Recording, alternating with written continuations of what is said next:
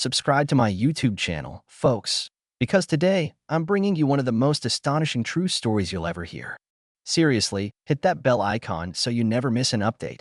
Now, let's dive into a narrative that actually took place in a small American town, nothing scripted or sensationalized, just a real-life event involving a determined 12-year-old girl who braved the odds to save her father from a death sentence. This is the kind of story that makes you realize that truth can be even more dramatic than fiction. Let me introduce you to Emily Sanders.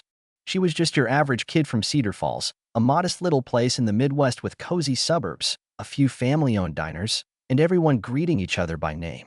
Her dad, John Sanders, was in his early 40s and worked at a local assembly plant that produced farming equipment for local distributors.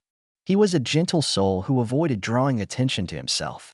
Emily's mother, Anna, had passed away several years before from a sudden illness, so father and daughter were all the family each other had. Emily and John lived in a plain, single-story house on Maple Street. The paint was a bit faded, and the lawn wasn't always manicured, but it was home. Framed photographs hung in the hallway, moments capturing birthdays and holidays, each telling a piece of their shared history. For Emily, the place felt safe and familiar, despite the worn furniture and the squeaky floorboards.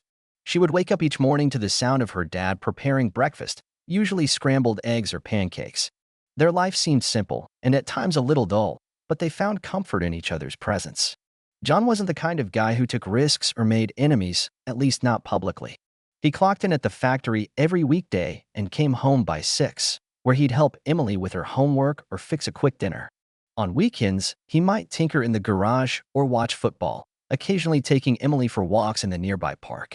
Neighbors respected his down-to-earth demeanor. He was always ready to lend a hand with a flat tire or a leaky faucet. Everyone who knew him described him as solid, the type who rarely stirred up any drama. However, things took a dark turn when John got involved with a small group of coworkers who were upset about wage disparities and unsafe conditions at the plant. They claimed management was neglecting workers' rights. John, with his honest streak, started collecting paperwork and data to build a case. Even though he didn't like making waves, he felt it was wrong to watch people being treated unfairly. Emily once overheard him muttering how someone's gotta stand up to these folks, though she never guessed how far the conflict might escalate. One late evening, police cars with flashing lights pulled up in front of their house. Emily was startled awake by the glare shining through her bedroom curtains. She heard urgent banging on the door. Terrified, she tiptoed into the hallway just as officers forced their way inside. Before she had time to process the situation, her father was handcuffed. The officers refused to provide clear answers, only stating that John Sanders was under arrest on grave charges. Emily was too shocked to even cry out. Her eyes just followed him as he was led away under the swirling red and blue lights. By the time dawn arrived, rumors were buzzing around the neighborhood. Some whispered about espionage, others spoke of stolen documents, and there were even wild claims that John had been caught in something that threatened national security. But none of it made sense. Why would a local factory worker, best known for taking his daughter to softball practice and reading the newspaper every morning, suddenly be labeled as a threat? Emily, frightened and alone, kept replaying the scene in her head, trying to find a logical explanation. She spent the next day in a daze, ignoring texts from classmates and barely able to eat. The house, once humming with small domestic routines, felt like a hollow shell. Her father's empty chair at the kitchen table reminded her that everything had changed. She had no close relatives nearby to turn to, and no family friends felt bold enough to get involved in something so dangerous. Emily struggled with a storm of questions. Could her dad really be guilty of something that's serious? How was she supposed to help him? That same night, she searched online, reading articles about major legal battles and glancing at legal forums. She hoped to figure out how to locate a decent attorney or what steps to take when a loved one was charged with a serious crime. None of the advice, however, covered the bizarre reality that her father was being taken to a high-security holding facility, facing possible capital punishment for crimes Emily could barely wrap her head around. The weight of the situation pressed down on her, but with every new piece of frightening news, her determination grew. Time seemed to slip through her fingers, but Emily refused to surrender to despair. Deep down, she remembered how her dad had always taught her to think independently and to stand up for what's right, even if you're scared. As she powered off her computer past midnight, she realized she couldn't afford to wait for someone else to fix this. If the police wouldn't listen, she'd have to uncover the truth on her own, even if that meant breaking every rule she'd ever been told to follow. And that's where her brave, desperate journey began. The following morning, Emily awoke to a silent house that felt colder than usual. No sounds of coffee brewing in the kitchen, no radio quietly playing morning news, just a thick, unsettling stillness. With her father gone and no clear updates, she found herself haunted by the memory of the officers' stern faces. She tried dialing the police station multiple times, each time directed to a different person who offered no concrete information. They either brushed her off or insisted they couldn't discuss classified details with a minor. Determined to do something, Emily walked to the local courthouse. She had no illusions about being taken seriously, but she at least wanted to see if there were any public records on her father's case. The old, beige-walled lobby had a single receptionist who gave her a half-pitying, half-annoyed look. After Emily explained why she was there, she learned there was almost nothing to review. Whatever charges had been filed were sealed under national security protocols. It was like running headfirst into a stone wall, no leads, no breakthroughs, just a bunch of locked doors. Stepping back outside into the crisp air, Emily overheard a few curious bystanders whispering about her father. She caught the words traitor and top secret, which made her stomach knot. It was gut-wrenching to hear random strangers speculate that John Sanders might be a spy. She wanted to yell that it was all a lie, that her dad was innocent, but she was too overwhelmed to confront them. Instead, she hurried away from the courthouse steps, tears threatening to spill. That night, Emily kept searching online, stumbling upon vague references to how the government could prosecute someone for treason or espionage under certain extreme conditions. It seemed nearly impossible that her father would fall under such definitions. Yet the more she dug, the more she found that if the system was convinced, or even if it pretended to be, cases could move rapidly, often in closed-door hearings. A person could go from being a total nobody to facing the death penalty if higher-ups felt there was a justification. It was terrifying to read these accounts, but Emily refused to look away from the facts. She also remembered the bundle of paperwork John had assembled about the factory's financial irregularities.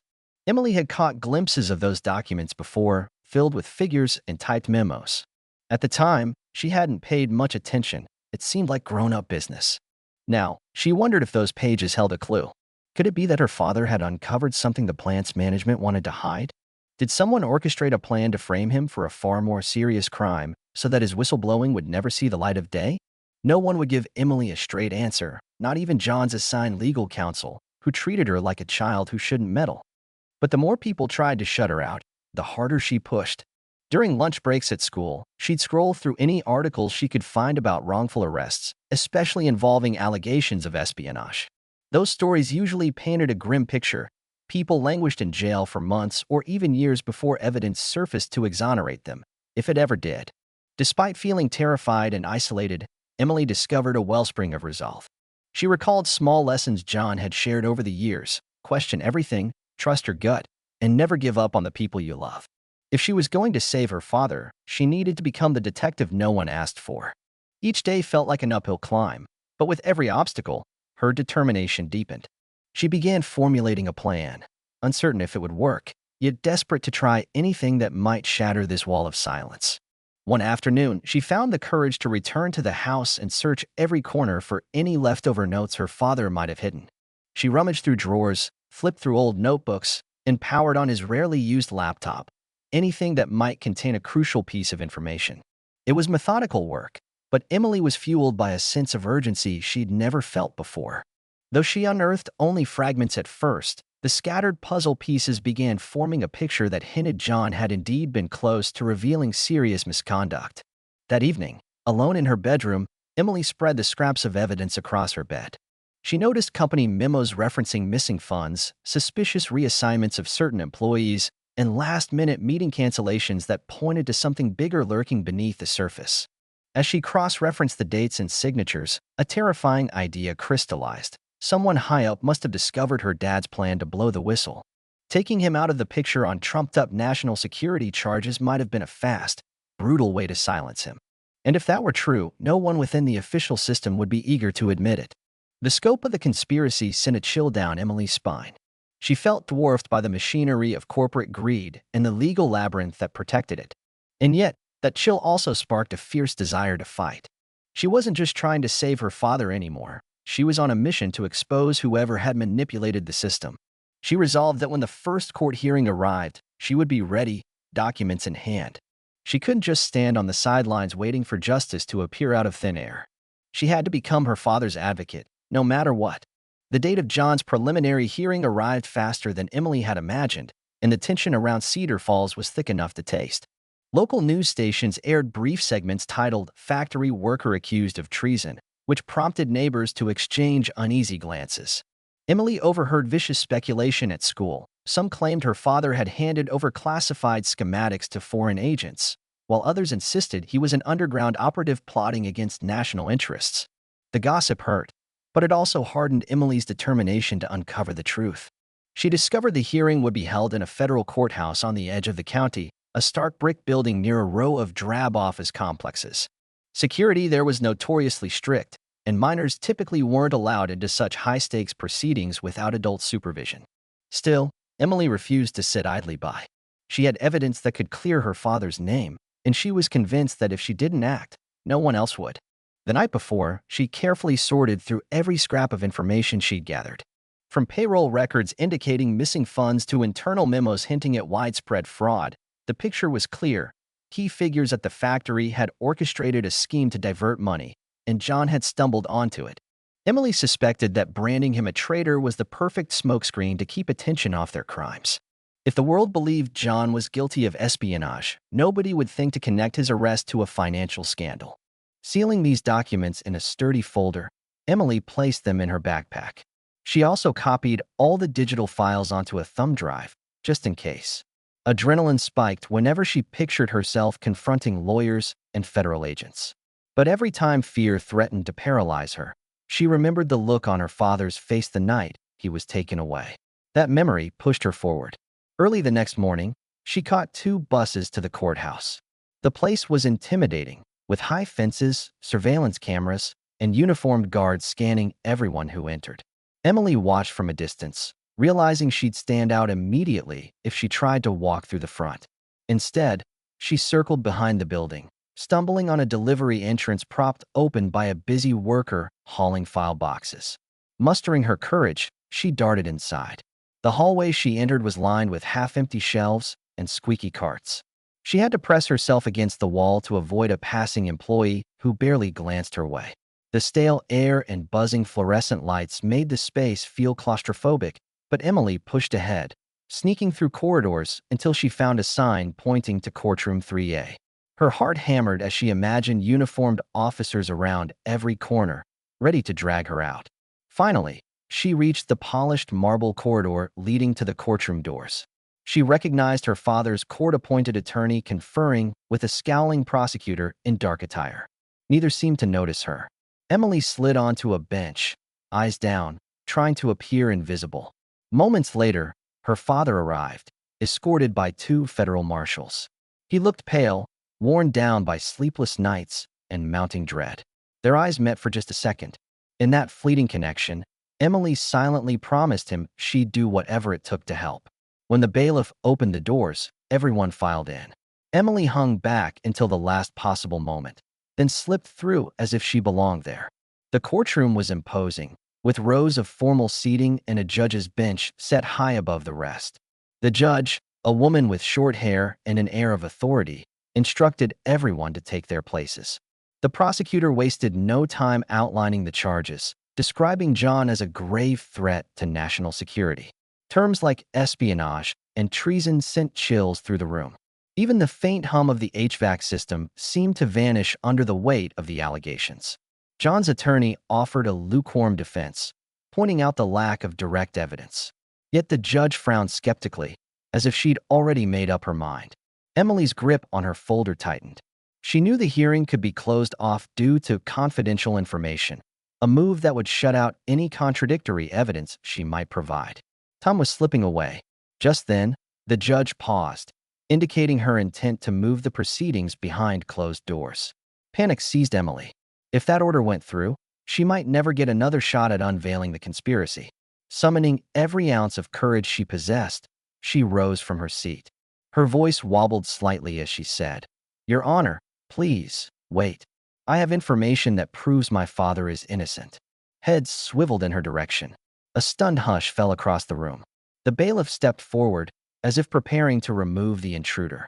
The prosecutor's lips curled into a scowl, and a low murmur ran through the small crowd of onlookers. Standing there, a 12-year-old holding a folder tightly, Emily refused to be silenced. "I'm sorry, but I can't stay quiet," she continued, her voice growing steadier. "They're framing my dad. He discovered corrupt practices at the factory, and someone twisted it into a national security case. I have files that prove it." Her words floated in the charged air. John, still seated beside his attorney, gazed at his daughter with a mix of horror and pride. This was a moment nobody in that room expected, a child interrupting a high-level case to present evidence. The judge looked taken aback, uncertain whether to dismiss Emily outright or to entertain her claim. Everyone waited for the next move, and Emily knew this was her one shot. If she failed now, her father could lose everything.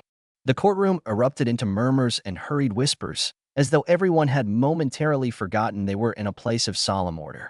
The judge, eyeing Emily from the bench, raised a hand to signal for quiet. When the hushed ripple subsided, she turned her full attention on the brave young girl standing in the aisle. "You're claiming to have pertinent evidence?" the judge asked, her tone a mix of skepticism and grudging respect. Emily nodded, lifting the folder. "Yes, Your Honor. I have documents showing that my dad was investigating corruption at the factory, missing funds, false reporting, and other misconduct. He tried to alert people, and suddenly he's accused of treason. It doesn't add up." The prosecutor, visibly unsettled, stood to interject. "Your Honor, I must object. This entire display is improper. The young lady is not qualified to present or interpret evidence, and we have protocols." Before he could finish, the judge held up a finger in his direction, asserting authority over the court. "Mr. Baker, I understand your objection, but this is a bail hearing that may determine a defendant's immediate fate. We're dealing with the highest possible stakes, a capital charge. If this child truly has something relevant, I won't ignore it outright." She turned back to Emily. "Step forward, please." Emily's heart fluttered as she approached the bench. The bailiff shot her a stern look but made no move to stop her. She handed the folder over, briefly explaining how she gathered the records.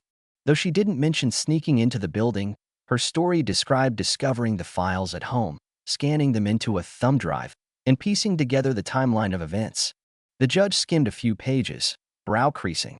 After a moment, she gestured for the clerk to distribute copies to the defense and the prosecution. The tension was palpable, like a tightly coiled spring that might snap at any second. John's defense attorney looked shocked but also relieved, as though he'd been grasping for any lifeline. The prosecutor, on the other hand, wore a clenched jaw, clearly unhappy about this sudden twist. While the attorneys perused the documents, Emily snuck a glance at her father. Their eyes met, and she could almost see his gratitude shining through. He appeared equally stunned by his daughter's courage. For a moment, she remembered simpler times, sitting with him in their living room on lazy Sundays, discussing sports or sharing jokes. The memory was bittersweet, yet it fueled her resolve to see this through. After a tense few minutes, the judge cleared her throat. "These exhibits detail alleged financial malpractice at the factory, specifically embezzlement and falsification of official reports. Mr. Sanders appears to have gathered this information shortly before his arrest, which raises the question of motive in charging him with espionage. I find this potentially significant." The prosecutor tried to regain control, flipping through the pages with rapid motions. "Even if these allegations are true," he began, "they don't negate the fact that Mr. Sanders was discovered with sensitive materials. We have reason to believe he intended to pass them to an enemy entity. The existence of corporate fraud doesn't excuse treason." John's attorney pounced on that argument. "Your Honor, this so-called sensitive material might be part of his whistleblowing activity. If management labeled internal documents as confidential and then turned them over to the authorities claiming espionage, we have a serious case of malicious prosecution. I request we delay final judgment on bail until these new exhibits can be properly vetted." The judge surveyed the room, her gaze lingering on Emily. "Granted, the defense has produced enough to warrant further inquiry. I'm postponing any final decision on detention until we investigate these records." She offered Emily a rare, faint smile. "Thank you, young lady. You may sit." Relief washed over Emily so swiftly that she nearly collapsed into a seat at the back of the courtroom. She inhaled a shaky breath, letting the tension in her shoulders dissolve. For the first time since her father's arrest, she felt a spark of hope. Maybe, just maybe, the system would see reason. Still, it was only a first step. John wasn't out on bail yet. He was simply granted a temporary reprieve from an immediate ruling. The risk of a closed-door trial for treason remained, and Emily's evidence might be attacked as improperly obtained or irrelevant. Yet, in her heart, she knew she'd done the right thing. If she had waited any longer or tried to keep quiet, her dad might already be looking at a one-way path to a grim sentence. Outside the courtroom, reporters who had gathered for the hearing began clamoring for details. Emily couldn't handle the spotlight. Her nerves were too frazzled from the ordeal. So she slipped out a side exit, hugging her backpack. She felt a swirl of emotions: pride at having stood up, fear that powerful people would stop at nothing to protect themselves, and a steadfast love for her father that overshadowed it all. Yet as she wandered onto the sidewalk, it dawned on her that this was far from over. She was just a kid who'd managed to halt the machine for a moment. But those who had orchestrated her father's downfall would be scrambling to cover their tracks. Rumors would spread, threats might escalate, and the labyrinth of courts would only get more complicated. If she wanted to truly save her dad, she had to stay strong. She had to see this fight through to the end. And deep down, Emily believed she was ready for whatever came next. The days that followed felt like a whirlwind. Emily found herself swept into a cycle of interviews, late-night document scanning, and frenetic phone calls with John's newly motivated attorney. Each day, fresh revelations emerged about the factory's internal affairs. Names of high-ranking executives, falsified financial statements, and questionable government ties trickled into the open. Local news outlets picked up on the story, and the narrative began to shift. John looked more like a whistleblower than a traitor. Emily stayed in touch with her father through short phone calls arranged by the attorney. Hearing his voice boosted her spirits, but she could sense the toll incarceration was taking on him. He'd grown quieter, his tone weary. Still, he never failed to thank her for being brave enough to expose the corruption. Behind the scenes, the prosecutor fought hard to retain control of the treason case. He cited national security concerns, claiming that some of the documents John accessed were officially classified. But John's defense team argued that labeling routine internal paperwork as classified was a manipulative tactic, an attempt to blur the line between serious espionage and legitimate evidence of financial crimes. As the media spotlight grew, so did public outrage. People began to ask how a modest assembly plant in Cedar Falls could possibly hold data vital to national defense. The prosecutor's credibility wavered. Meanwhile, Emily juggled her makeshift detective work with the demands of everyday life. She still had homework, tests, and the curious stares of classmates who'd seen her face on local broadcasts.